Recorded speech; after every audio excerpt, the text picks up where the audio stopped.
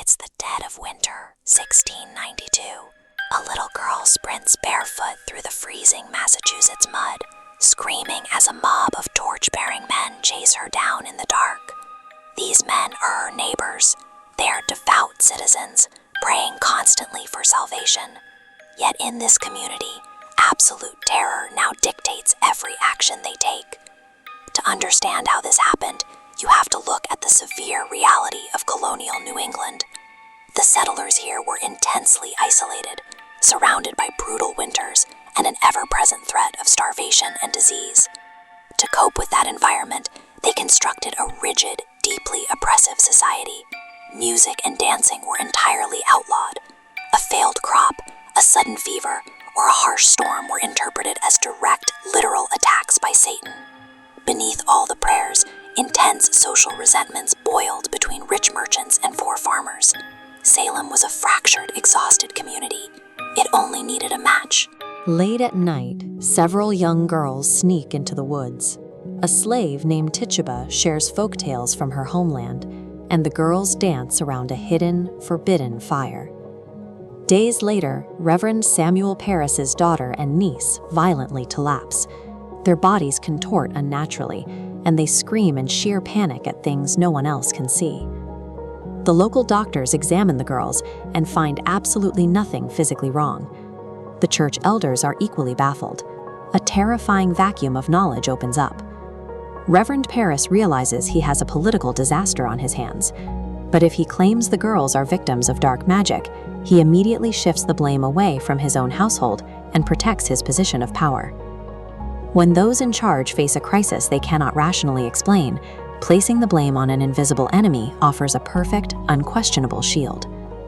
The terrified girls point their fingers at Tituba. She is dragged before a courtroom and beaten repeatedly until the message becomes undeniably clear: silence will result in her death.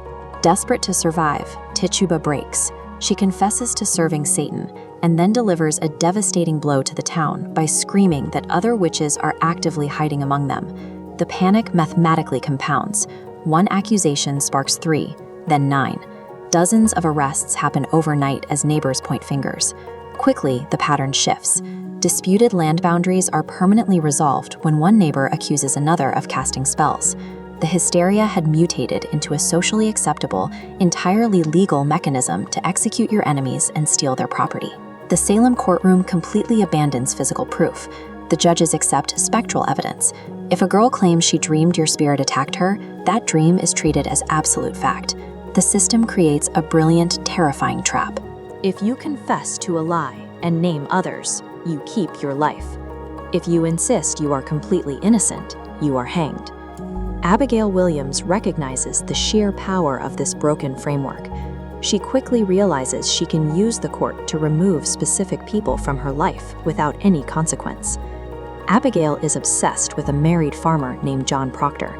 She points her finger at his pregnant wife, Elizabeth, knowing the judges will blindly condemn her. By replacing physical evidence with unchecked emotional validation, the justice system effectively handed total authority to the most calculated liars in the room. Some refuse to legitimize the court. When the authorities demand names from an old farmer named Giles Corey, he stays completely silent. They stack heavy stones on his chest, slowly crushing him to death. His only response is a demand for more weight. John Proctor faces the ultimate choice. The court offers him a document. He can sign a fabricated confession, condemn his friends and live in shame, or stand by the truth and walk to the gallows. He signs it, but as he looks at his family, he realizes his name will become a permanent lie.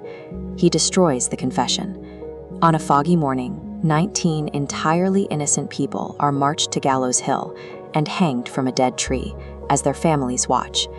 They realize that surviving a corrupt system sometimes requires moral compromises that are worse than death. Martyrdom became the only truthful exit. Eventually, the accusations grow so absurd that the system buckles under its own weight. The court dissolves. The surviving villagers look around at abandoned homes and empty fields, realizing not a single witch ever existed. The architecture of this panic isn't isolated to 1692. It appears in political hearings, public tribunals, and digital spaces today. The psychological mechanics remain identical. We simply invent new names for the people we fear, build new platforms to accuse them, and demand total compliance from the crowd. The tragedy of Salem proves that the most dangerous force in a society is rarely